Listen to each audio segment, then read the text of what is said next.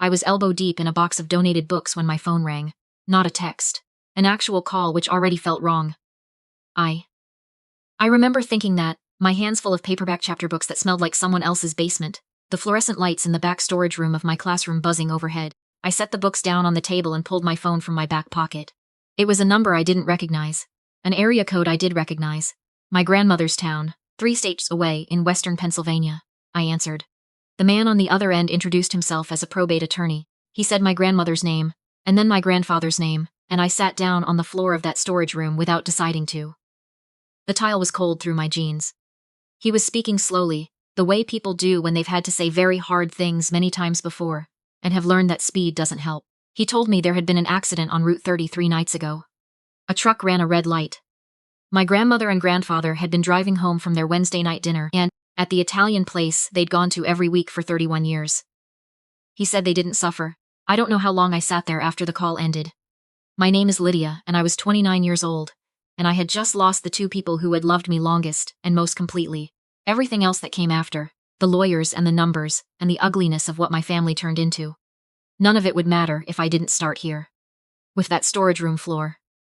With a box of donated books sitting on the table above my head, with the silence after I put my phone down, and just stared at the water stain on the ceiling tile, and understood that 2 people who had braided my hair, and taught me to make pie crust, and showed up to every single one of my school plays were gone, and I hadn't gotten to say goodbye. I teach 3rd grade at a Title I elementary school in Columbus, Ohio.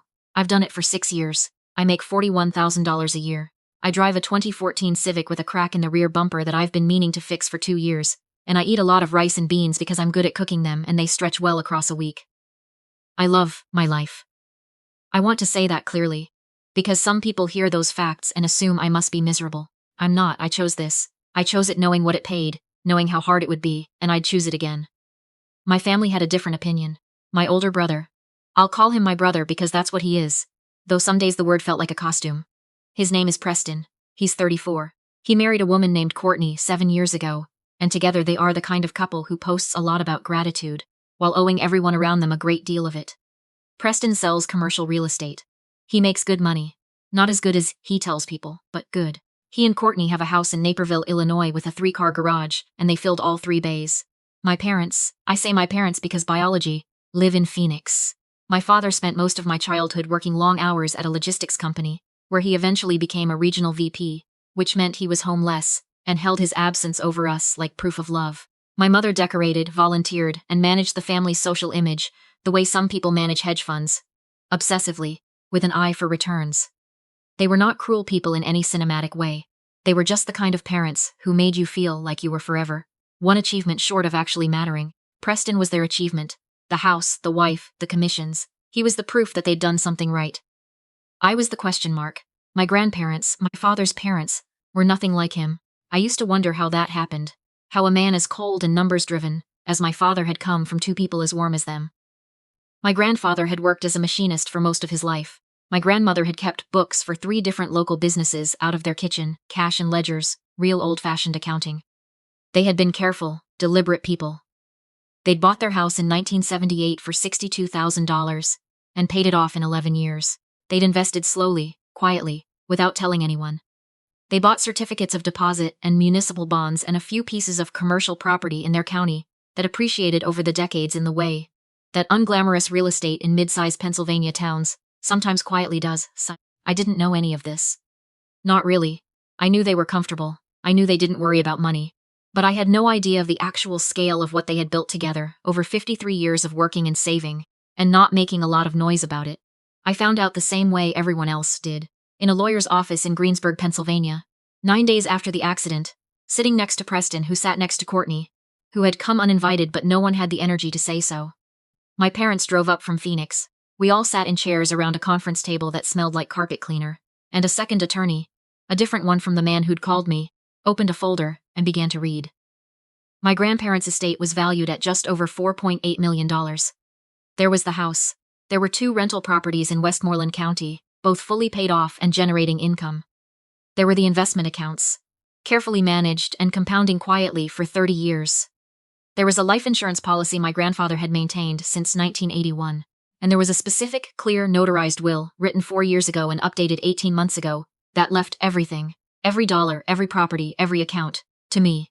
Not to my father. Not to Preston. To me. I remember the exact sound my father made when the attorney finished reading. It wasn't a word. It was something lower than a word. Something that came from a place in him I'd never heard before. Courtney put her hand on Preston's arm. My mother stared at the wall behind the attorney's head as though she was trying to see through it. The attorney explained. He said that my grandparents had been deliberate about this, had consulted with him at length, and had left a letter. A separate personal letter addressed to me. That would help explain their reasoning. He handed me an envelope. I held it in both hands and didn't open it yet. My father said, "This has to be a mistake." The attorney said gently that it was not. What followed in that conference room was something I wish I could describe as dramatic. But it was more like watching a controlled building demolition in slow motion. That eerie moment before the structure fully understands what's happening to it. Preston said there must be undue influence involved. Courtney said something about contesting. My father talked about years of sacrifice and what was owed. My mother said, very quietly, that she hoped I understood the position this put them in. I didn't say anything. I held the envelope and I looked at the wall. I didn't read the letter until I was alone, in the hotel room that night. I sat on the edge of the bed and opened it carefully, not wanting to tear it. My grandmother had written it, but both of their signatures were at the bottom. My grandfather's familiar blocky print next to her looping cursive. She wrote that they had watched me for a long time. They had seen how I'd chosen a life of service when I could have chosen otherwise. They had seen how I showed up. To their house, to their lives, to helping without being asked, and without making it about recognition. My grandfather had driven to Columbus twice when my car wouldn't start. My grandmother had called me every Sunday for 6 years, not a week missed. They knew my classroom. They knew the names of my students. They had sent supplies every fall. Boxes of crayons and colored pencils, and composition notebooks, addressed to me at the school. They wrote that they trusted me to know what to do with what they'd built, and then my grandmother wrote one line that I've read probably 500 times since. "We always knew you were the one who understood what things were actually for." I cried for a long time after that.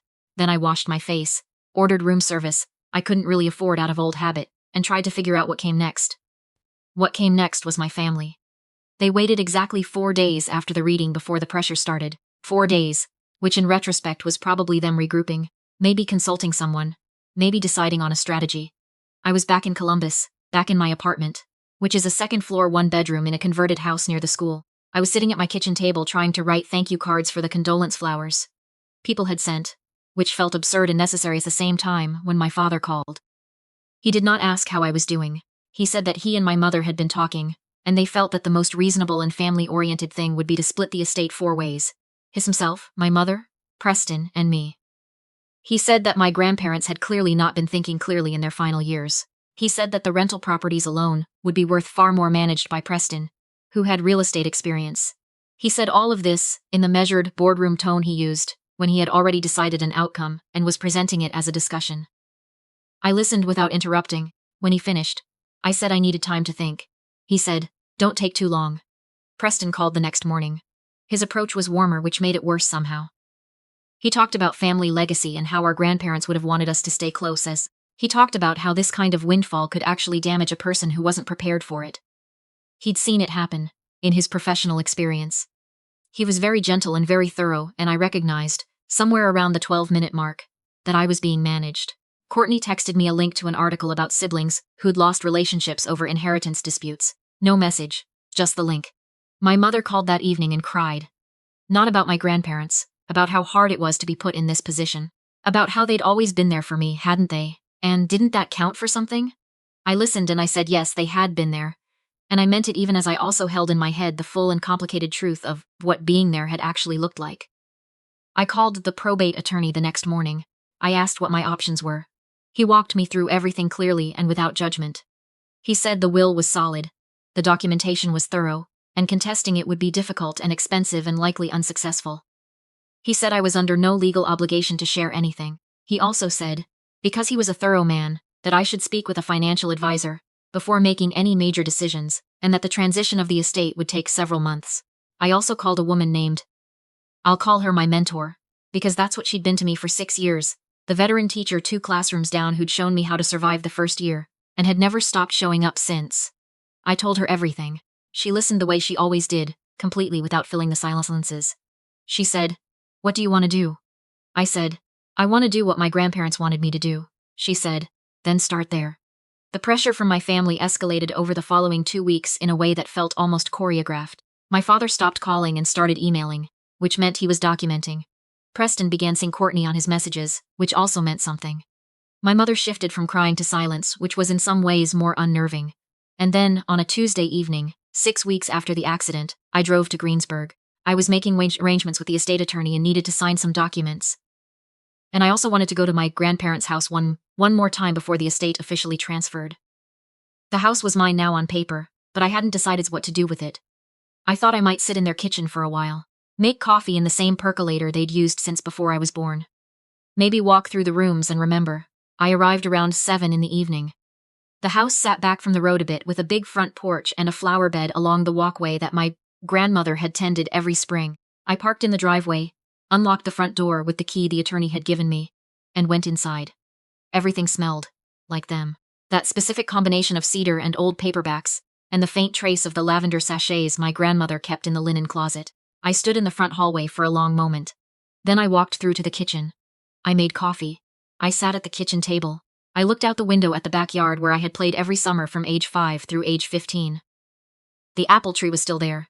The old wooden bench was still there. The bird feeders my grandfather had put up, which had always attracted more squirrels than birds, were still there, empty now. I was on my second cup when I heard the front door. I had locked it behind me. I heard keys. My stomach dropped before the thought formed completely.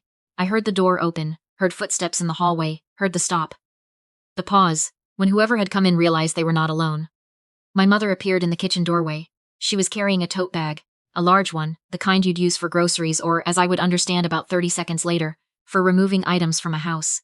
We looked at each other for what felt like a long time. She said my name. Nothing else. Just my name. I looked at the bag. She followed my look. I watched her face go through several things very quickly. She said she had just come to get a few personal things. Mementos. Things that had sentimental value. I asked her how she had gotten in. She said my father had kept a spare key. From years ago. He thought there might still be a copy. I looked at the tote bag again. The handles were stretched in the way bags get stretched when they're already heavy. I said, "Can I see what's in the bag?" She said, "Lydia." I said, "Mom, can I see what's in the bag?" She set it on the table. Inside, wrapped loosely in a dish towel I recognized from the kitchen drawer, were my grandmother's pearl earrings. The ones she'd worn in their wedding photo, along with 2 other pieces of jewelry I'd seen my grandmother wear my entire life. A gold bracelet and a small diamond pendant that had belonged to my great-grandmother. Also in the bag was an envelope. Unsealed, I could see the edge of what looked like cash, and a small framed photograph of my grandparents on their honeymoon. I sat there looking at it. I had installed a small security camera at the front door 2 weeks earlier. The estate attorney had suggested it, gently and practically, when I told him my family still had keys. I hadn't told anyone. The camera had been running since I arrived that evening. I told my mother this. Her face went still. I told her I was not going to call the police that night. I told her that the jewelry and everything else in that bag was part of the estate and was returning with me.